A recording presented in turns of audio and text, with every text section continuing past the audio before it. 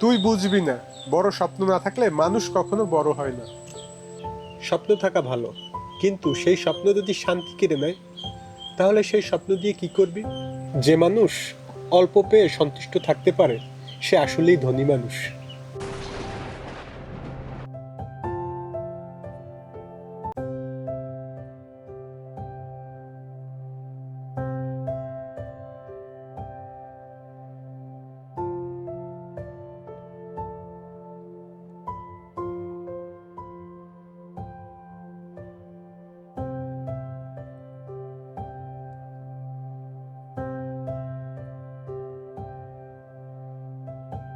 কিরে,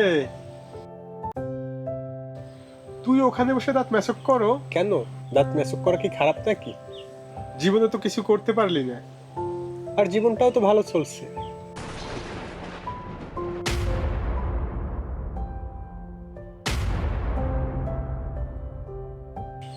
এভাবে ছোট ছোট জিনিসে খুশি থাকলে জীবনে বড় কিছু পাওয়া যায় না।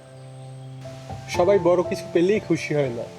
অনেকে আছে অল্পতেই শান্তিতে থাকে।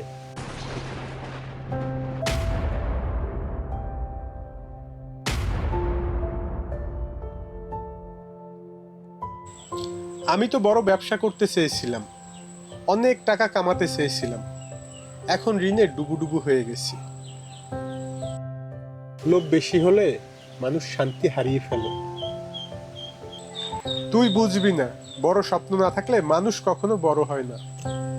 স্বপ্ন থাকা ভালো, কিন্তু সেই স্বপ্ন যদি শান্তি কেড়ে নেয়, তাহলে সেই স্বপ্ন দিয়ে কি করবি?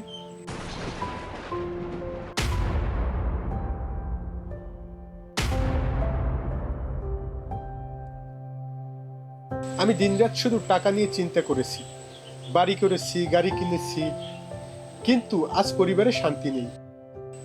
শান্তি টাকা দিয়ে কেনা যায় না। আজ বুঝেছি তুই কমে খুশি ছিলি, আমি বেশি পেতে গিয়ে সব হারিয়েছি।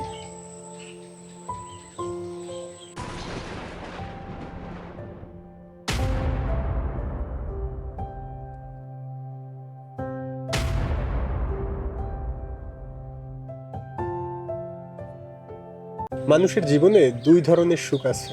একটা হলো অন্তহীন চাওয়া, আর একটা হলো অল্পে সন্তুষ্ট থাকা। যে মানুষ সবসময় বেশি চায়, তার মন কখনোই ভরে না। তাহলে তোর কোনো আফসোস নেই? না, আমার ছোট একটা ঘর আছে, পরিবারে শান্তি আছে, ভালোবাসা আছে, আর শান্তির ঘুম আছে। এর চেয়ে বড় সুখ আমার কাছে আর কিছু না।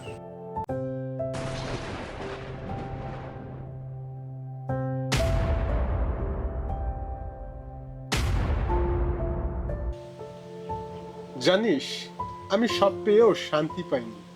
আজকে তোর কাছে এসে বুঝলাম, সুখ বড় কিছুর মধ্যে নয়, সুখ হচ্ছে মনের মধ্যে।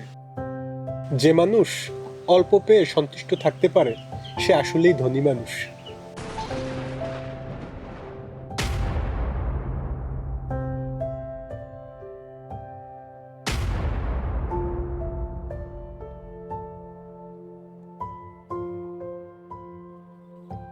আজ থেকে আমি নতুন করে বাঁচতে চাই। জীবন খুব সহজ, মানুষই তাকে কঠিন বানায়।